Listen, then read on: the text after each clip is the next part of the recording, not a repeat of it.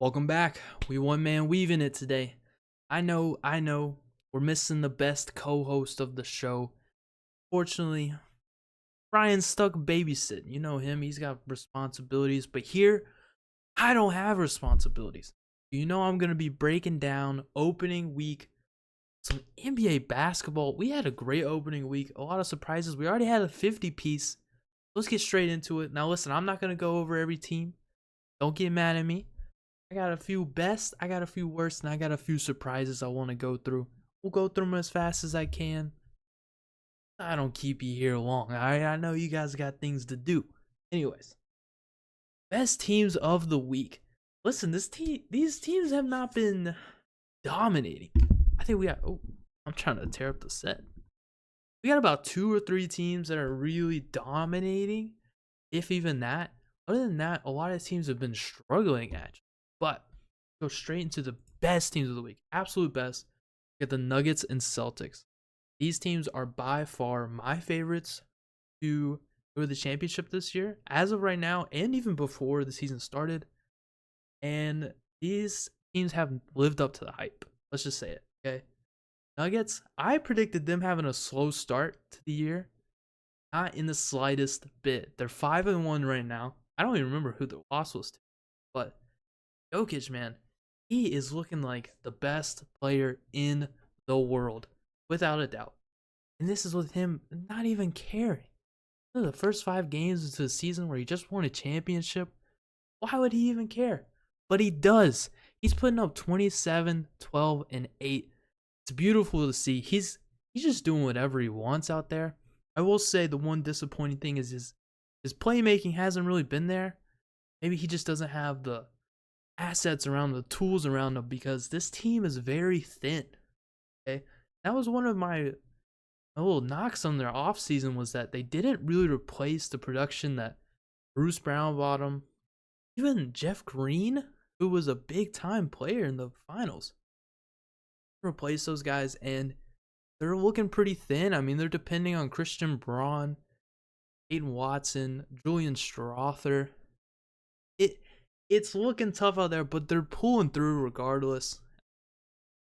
That's just what happens when you have Jokic on your team. I mean, Jokic Murray pick and roll is still by far the best pick and roll in the game, or at least top 5. I mean, they're looking beautiful out there. No struggles with them. And then Michael Porter Jr., even if he isn't scoring, he's been a big rebounder this year. Aaron Gordon's just been doing whatever they ask him to do. And Caldwell Pope, I mean, he had a really good first game. He's been kind of underwhelming since, but you know, he's there. He's gonna have his few nights where he just hits 4 threes or whatever. But they're looking thin, but it doesn't matter. Maybe we get into the season and one of these guys get injured. All Murray and Michael Porter Jr., these are injury-prone guys, and to not really have capable replacements to fill in that production might look a little rough as we get into the season. But as of right now, they're 5-1. They're looking good, and that's what this team needs to do. They need to come out winning while they can, because you don't want to get in a position where you're behind and you got to catch up, especially when you're a team that's not very deep.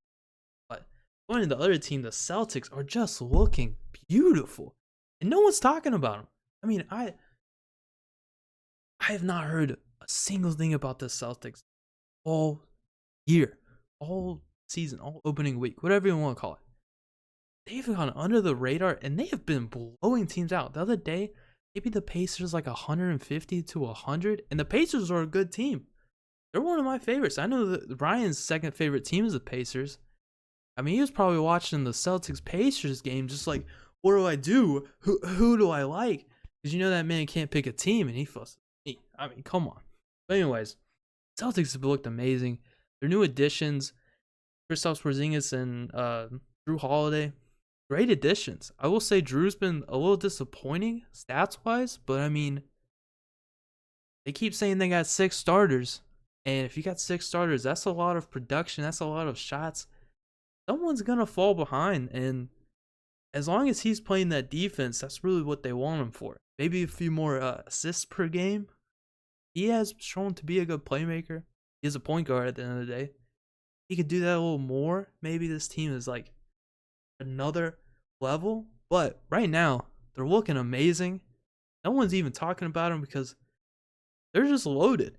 It's really a question about what's going to happen in the playoffs for this team, because this team's always a good regular season team, so it's not a big surprise that they're here undefeated at 4-0, but we'll have to see in the playoffs what they do. But they're number 1 in points per game and number 1 in rebounds per game, which I thought was pretty surprising. So shout out to them. They're doing really good. Now, another winner of the week, I hate to say it, one of the best teams of opening week, that Golden State Warriors. Now listen, if you watched our standings predictions, you know anything about me, I am no fan of the Warriors. I'm a fan of Steph Curry. I'm a fan of Klay Thompson. And I love Chris Paul. I don't like this. But I'll admit when I'm wrong. This team looks good, okay? Now, the Chris Paul, there's still a big question mark with Chris Paul, okay? Is he that guy that's a solution to this team that can really get the young guys going? Well, Jonathan Kuminga and Moses Moody have looked great so far, at least in a couple games. And Chris Paul's doing pretty good. He had a bad start to the season, but games in, he's been looking a lot better. Steph Curry is just Steph Curry. I mean, there's not much to say about Curry. He's putting up MVP numbers this year. You could really put him in the conversation. But the things that concern me with this team, I had these concerns going into the season. I still have them now, even with their 5-1 start. Klay Thompson is unreliable.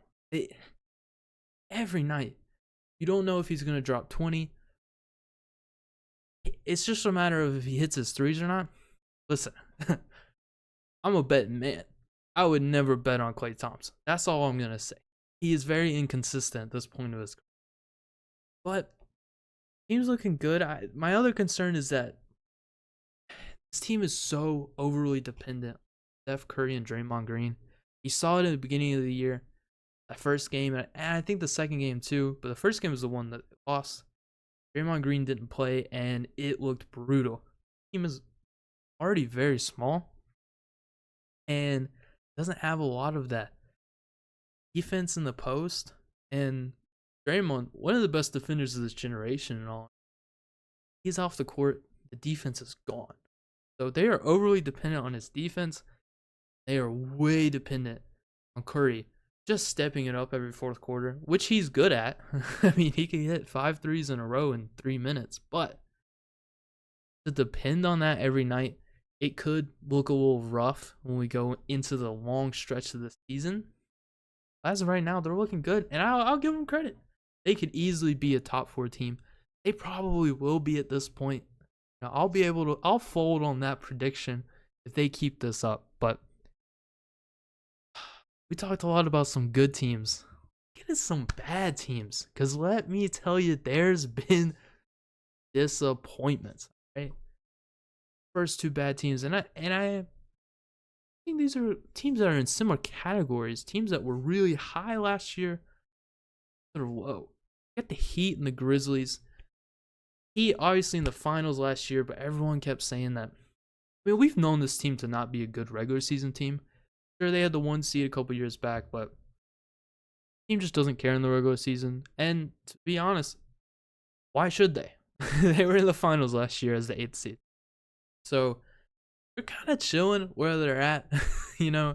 But a 2-4 start, not looking good. This team lost a lot in the offseason. Not getting Dame, not getting Beal really hurts a team that basically let Max Strus and Gabe Vincent go, which Gabe Vincent is shooting like 6% from 3 this year, so you really miss him. But team's looking rough. It's not deep. Kyle Lowry cannot be a starting point guard at his age. The first game of the season, he shot maybe like 1 bucket. He had a cardio game. I think he had like 2 points. He didn't even get assists. I will say, give props to his team. Tyler Hero is going on a tear. I mean, he's proven that he is one of the best scorers in this league, or at least he can be.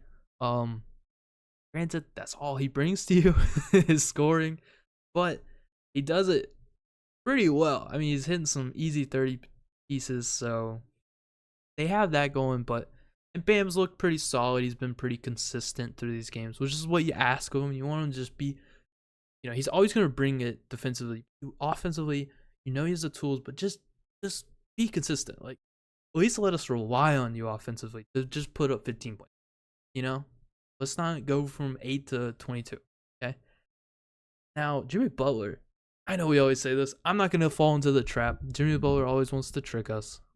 He's always going to not care about the regular season, and then in 2 months he's going to drop a 50-point game, and then the playoffs coming, he's going to be the second coming of Michael Jordan. That's how it goes. But it looks like he really, really does not care. And that's a concern for a team that isn't really deep and doesn't have a lot of good players.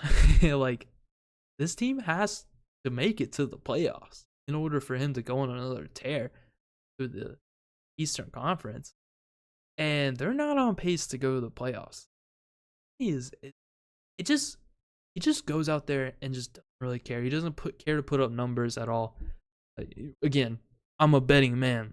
I would never put money on Jimmy Butler again because I have in the past, and he's never worked out. He's very inconsistent scoring wise. Even in the playoffs, he could be decent scoring, especially in the regular season. And I haven't watched a lot of Heat games, but I've watched their fourth quarters because they keep getting close. Man, our hero's clutch. Jimmy Butler doesn't even play. And that's what I don't get. This man is supposed to be the clutchest player in the league. He's supposed to be one of the clutchest, at least. The second coming of Jordan, whatever. The man didn't even check into the Milwaukee Bucks, Miami Heat fourth quarter. A close game. It was within like 5. Tyler Hero's doing everything, hitting these crazy threes to stay in the game. Jimmy Butler's on the bench. And I don't know, maybe I missed an injury or something, but he played the next game, so how bad was the injury? I don't know. He played that game, he played the next. Then one of the next games in the close fourth quarter, he just didn't do anything. It was all Tyler Hero. So I am not a fan of players not caring because we've seen with, the Clippers. Kawhi and Paul George don't care about the regular season because, hey, we can step up in the playoffs. They get to the regular season and they still don't step up because they don't play. And, at least Jimmy Butler plays in the playoffs, but I don't like the way the Heat built right now. I don't like the way they're playing. I have a lot of doubts about the Heat, and it's really disappointing because they are coming off a finals run where they had no chance against the Nuggets, but, they've been good the last 5 years. Or 4? They have like 3 conference finals in 4 years. They've been good in the playoffs, but man, they have disappointed in building a team year after year. In the regular season, they're underwhelming. So I'm not going to count them out because we're talking about the Heat, but looks a little rough. Now we're talking about the Grizzlies. Ooh, 0-6 start. Marcus Smart was on the ground crying after the game because they lost to the Blazers. Let's be honest, that's pretty rough. Okay. Yeah, this team is just. I honestly don't have a lot of doubts about this team right now. It's obviously disappointing that they've gone to 0-6, but I don't think it means a lot just because they're missing so many guys. Let me list off these guys. Obviously, they're missing John Morant. We all know that 25-game suspension. They're missing Steven Adams for the whole year, and that's a real backbone of their post, their defense. Because Jaren Jackson Jr., although he is the defensive player of the year, you want him to be the roamer, You want him to be that guy that can play defense everywhere while you can have Steven Adams really locking down on the post. And when you take Steven Adams out, puts Jaren Jackson Jr. in a tough position where he's going to foul more and just all that. They also have Santi Aldama out, who played some good minutes last year, and they got Brandon Clark out. I mean, their center depth is just gone. I got to say Xavier Williams,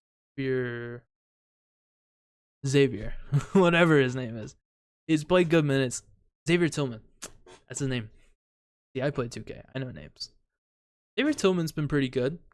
He's had some good minutes. He could play a good backup center. Over depending on him, not going to work out. Desmond Bane, he has been good. He's been putting up 26 points per game. He is a bona fide scorer. Maybe you hope that he puts up more, but what is he supposed to do? He has no one on this team to really work with him here. I don't know. I feel bad for the Grizzlies, but I think it's kind of come down to chance, and it's kind of out of their control. Maybe you ask Marcus Smart to do more, but I don't know. They should have won maybe one or two of these games, but they're not a good team missing all these guys. Anyways, I'm not gonna sit here and really talk trash on the Grizzlies because Ja can come back and they can, have a super good season. They'll definitely be in playoff contention. I wouldn't worry about them falling out. Being the infamous 11th seed in the West that's gonna fall out. I don't see it. I think this team will turn it around. But I feel bad for them. They got a rough start, and it's really kind of out of their control. They're just kind of waiting for someone to come back, or I don't know. Hopefully they get some wins before Ja comes back. That's the only thing. If they don't, if they go 0-25, this team's done, obviously. They got some big question marks. Have another bad season, or disappointing season. They've always been good. But maybe they're missing Tyus Jones. Tyus Jones always was the guy, the best backup point guard in the league that carried this team whenever Ja would be injured or whatever. Maybe they're missing that. Kind of disappointed that Marcus Smart isn't being that. But Marcus Smart's a weird point guard. He's not like a beautiful passer. Like Tyus Jones is a really good passer. He's a really good playmaker. Marcus Smart's kind of a, But anyways, hopping into another disappointing set of teams. I think they're in similar positions. The Bulls and the Raptors. They're both disappointing East teams that, I don't know, maybe they went on a good run to the last couple of years, but they're just not in a good position to go that next step and be a contender. There's really no avenue for the Bulls to be in contention the way their team is set up right now. They're not a trade away. They're a couple trades. And the Raptors, they always say they're a trade away, but they look rough this year, and their players are not playing up to what they normally do. Looking at the Bulls, and they had a player meeting the first night. I mean, that is as tough as it gets. That shows you that there's some real tension in that locker room. There's some real just lack of hope, really. There was even a statement the other day that their big three, Vucevic, DeMar, Zach LaVine, all agreed that one of the three, one of them is going to be traded at trade deadline if they don't overperform, which is tough. I mean, to know that you're going to be on the trade block. I don't know. And none of them really living up to the performance. Obviously, Zach LaVine had a 50-piece the other night, but a game and a loss. He's dropping 50 and you're losing. That's a sign that you're in a tough position, man. Mara and Zach have both been underwhelming in terms of what they could be. Of course, other than the one performance. Vucci, he's been getting boards, man. He had a 20-board game the other day. I give him credit for that, but just listen to this.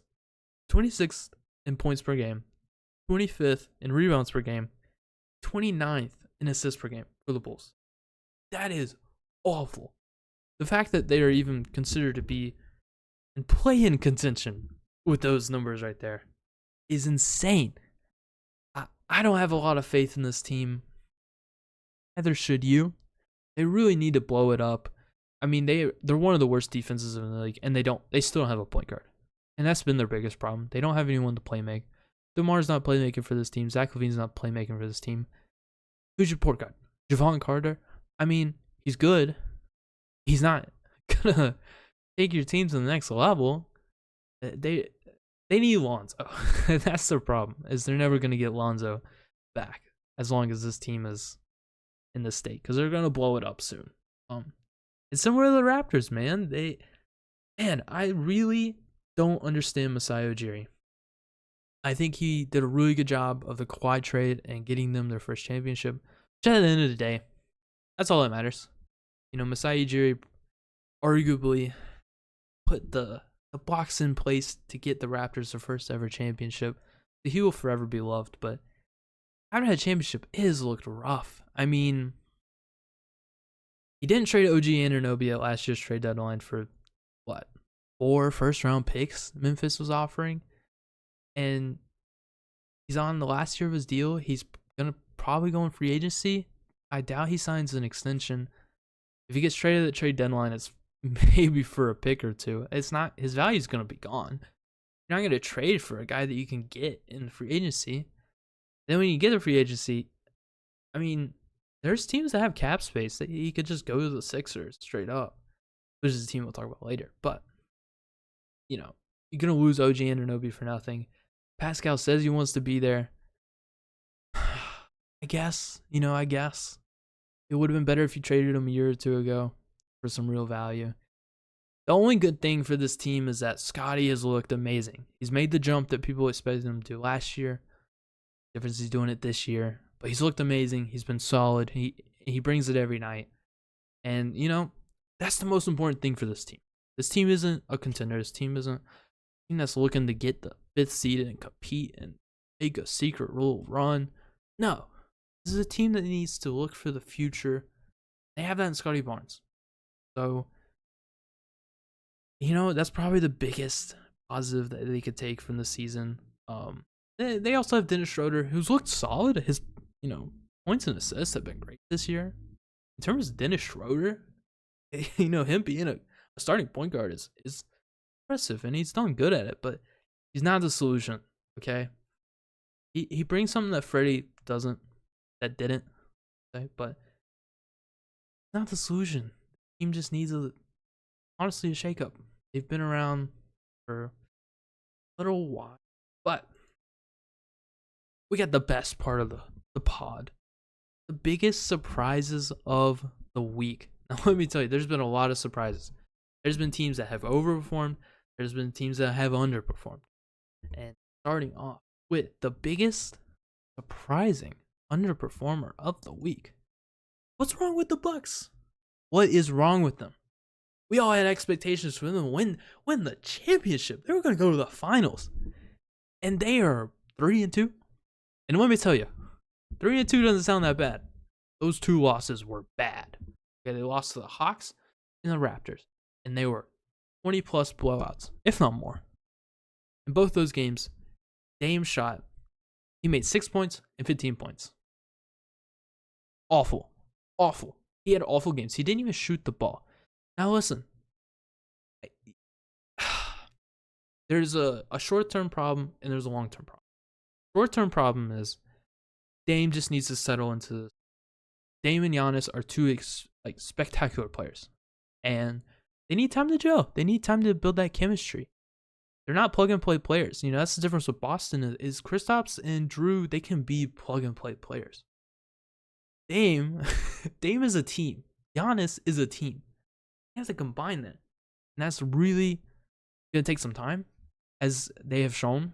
But when they do that pick and roll, baby, they're looking good. They definitely have it. Give it a couple weeks. They'll be up at the top of the Eastern Conference. I don't think these worries stay on for too long. But that long-term concern with this team, other than their depth, and I know I've talked a lot about teams not having that depth, but this team defensively is just not what it was. Chris Middleton is getting old. He doesn't have the defense he used to have, kind of like how Klay Thompson lost his defense. Chris Middleton doesn't have it much anymore.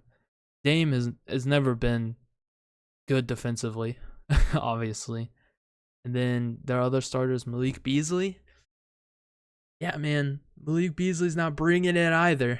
Adrian Griffin came out with a quote that Malik Beasley's going to have to guard the best player each night. I'd want to be that player because, let me tell you, every point guard, every shooting guard, every wing, they're circling this game. They're circling the games against the Bucks, especially point guards. They're going to go off. You better expect anytime a point guard plays against the Bucks, their over under on points are going to go. Right? Because this team is not going to defend those guys very well. Their defense looks rough. And along with that, they're 28th in rebounds and 27th in assists. Man, they gotta put it together. Obviously, the chemistry is gonna be built as the season goes on, but defense is what they pride themselves on. That's what they built. That Drew and Chris and Giannis and Brooke. That's an impossible group to score against. Doesn't matter if you had Grayson Allen out there. Doesn't matter whoever you had at the 2. Those 4 guys carrying your defense, you're never gonna score. And even though they've only lost one of those guys, Chris doesn't have it, and Brooke's been good, but Brooke's getting old too. Giannis can't guard everyone out. Team definitely isn't guarding a single person. I think the Bucks will pull through. I don't worry too much about them, but that defense is gonna be rough if they don't have a little mid-season pickup, whether they trade for someone or pick up a free agent. I don't know, but Bucks pull through. Don't worry about them too much. But now we got the Mavericks. Listen, I didn't believe too much in the Mavericks this year. I thought they'd have a similar year to last year where they just kind of carried by Luka, and it doesn't look like that. This team was good. I gotta be honest. Obviously they're dependent on Luka and Kyrie, but Kyrie's missed a few games and they've still been winning. They're 4-1 right now. Luka's putting MVP up. He's putting up MVP numbers, which he does every year. That's no surprise. It's Luka. He's a stat machine, kind of like. But man, this team has looked pretty good. They've had good offseason additions. Grant Will is really a solid addition for this team. He's played some good games. He could score some for this team. Tim Hardaway Jr. has proven that he's still a streaky scorer, but man, when he scores, it's really beneficial to this team because this team doesn't have a lot of guys that can get their own shot. He can do that. And then the biggest surprise of the Mavs, Derek Lively is perfect for this team. I'm telling you, I know everyone was talking in the draft. Oh, for sure, the Mavs are getting Derek Lively. That's exactly what they need. I was like, yeah, cool, Derek Lively. He's a little underwhelming. He had a bad college year. Yeah, I think he only had 1 year in college, and it was pretty bad. There was hype around him, and he was one of the few centers in that area of the draft. So, the Mavs trade up, they get him. He looks amazing. Granted, he has Luka Doncic, and I think that the perfect comparison for Derek Lively right now is Capella with Harden. That's what he looks like. I mean, he's just grabbing boards. He's just getting any lob, any putback he needs to. And that's what this team needs. This team needs a defensive center that can also catch the lob whenever Luka just feels like throwing it up and get some boards. And that's what he's been doing. He's not going to be dependable. He's a rookie in a tough position for rookies, a center. But in the 20 minutes that he plays per game, he's looked pretty solid. And I think that as time goes on, he could really be a beneficial piece to this team. So, Mavs have looked great. Give them the credit. But our next big surprising team that have been really good, the Sixers. They remain alive despite the drama. I know. I didn't believe in them, honestly. I know. If Ryan was here, he'd be saying, oh, you're Sixers. You're a big fan of the Sixers. Of course you're going to say that they're good. Well, listen. They've looked amazing. In terms of their expectations, they've looked really, really good. I got to give credit to them. And it really all lies on Tyrese Maxey. He has had a breakout season so far. I know, 5 games. He's the most improved player right now, okay? And he's never been known to be a big playmaker. He's been getting those assists. Let me tell you, he has been the playmaker for this team. He has completely replaced Harden. And that's part of the reason that they felt comfortable trading Harden the other day. Is because Tyrese Maxey has finally broken out into what they actually expected him to do this year. A lot of people had high expectations for him, and he's followed those expectations. Embiid's still putting up his MVP numbers. This is no surprise. MVP numbers from Embiid every year. But when the playoffs come around, all of a sudden he has a little ankle sprain. I think he needs to be conscious of his health this year and know that he needs to play in the playoffs. But even with this team being good, we don't know what they're gonna be in the playoffs. Because they are missing that piece. But I'm telling you, man, regular season, this team is always good in the regular season, and they're gonna be good this season too. It's been a lot on the backs of Tyrese and Bede, but man, Oubre and Harris, Kelly Oubre and Tobias Harris have looked really good for this team. Nick Nurse has used Tobias Harris a lot more than Doc Rivers did, which is good because Tobias Harris is a good scorer, man. We forgot that he was putting up 20 on the Clippers, man. Kelly Oubre, they signed him like a couple weeks ago. He's looking great. He really is, and I think that they've had some solid role players that can put up some points, and they got more coming up soon. Yeah, they lost PJ Tucker, but Marcus Morris can play a game or two for you. Robert Covington could be really solid for this team. I like KJ Martin. Call me a biased Rockets fan, but he could be really solid for this team. And the most important thing about that trade is that all those guys are done after this year. Their contracts are done.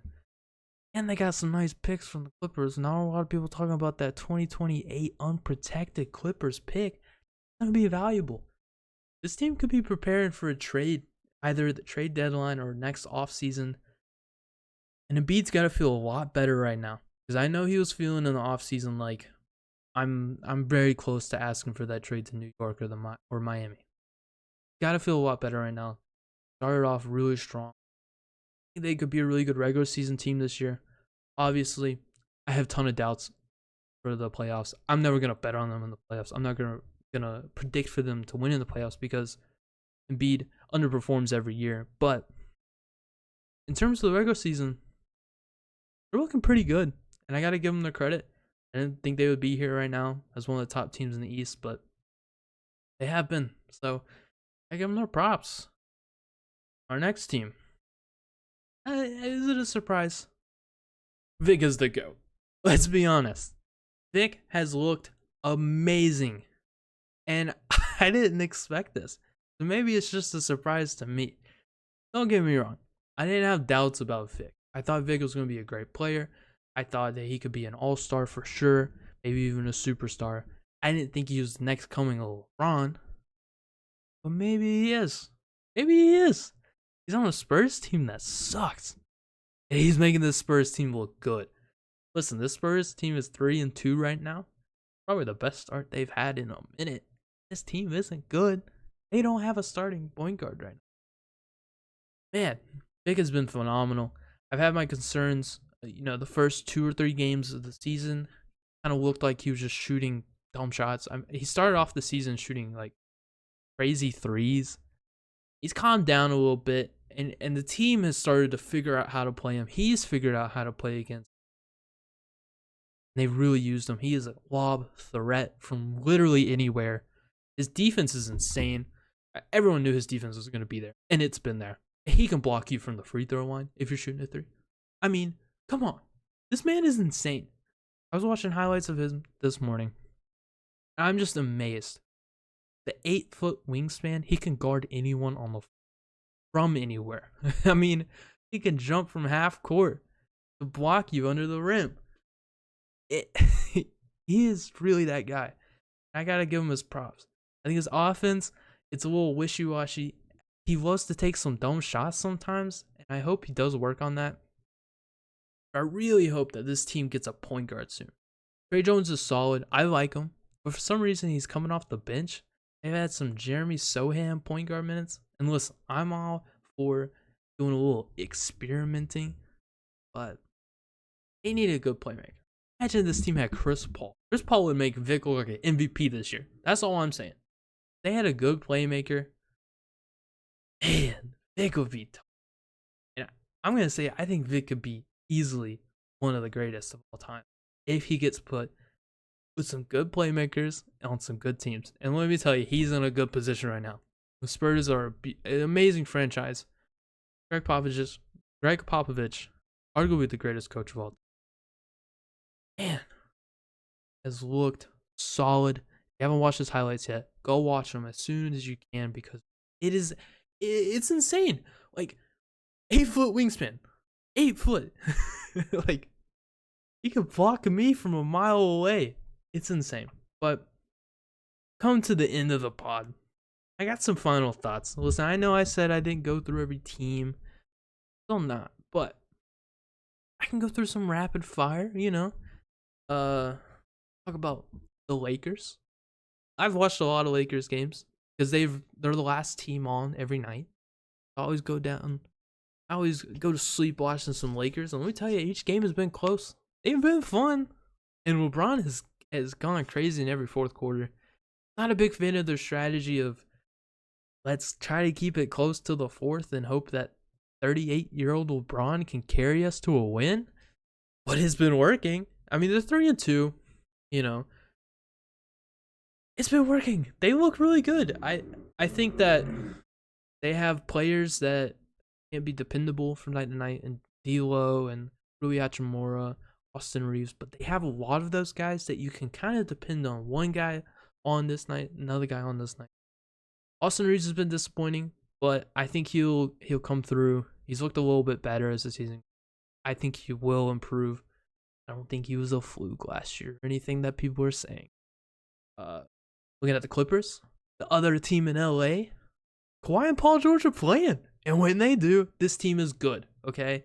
Paul George has been going on a tear this season. Honestly, one of the MVP candidates of opening week, okay? And Kawhi's looked good. And now this team's adding James Harden. They're losing a little bit of depth, but honestly, they're guys that they weren't even playing that much. James Harden comes in. Listen, Ryan will call me crazy. I think James Harden is still one of the best playmakers in the league. You put him on this team, that could make a real difference. He's a little small, but hey, if you have Harden, Kawhi, and Paul George playing on the court, you're gonna win most of your games. The real question with this team is the playoffs. Listen, my favoritism, I gotta talk about them. Houston Rockets. Listen, I would have loved to come here and say, Houston Rockets are going to the playoffs. They've looked amazing. They look like hot garbage, okay? I am sad, deeply depressed that this team has looked as awful as it has. Now they've added some new pieces and chemistry has to be built. Ime Udoka has to take some time to really get the guys playing how he wants them to play. I'll give him that. Man, Jalen Green and Jabari Smith shoot some dumb shots. I mean, they act like they are LeBron James and Steph Curry.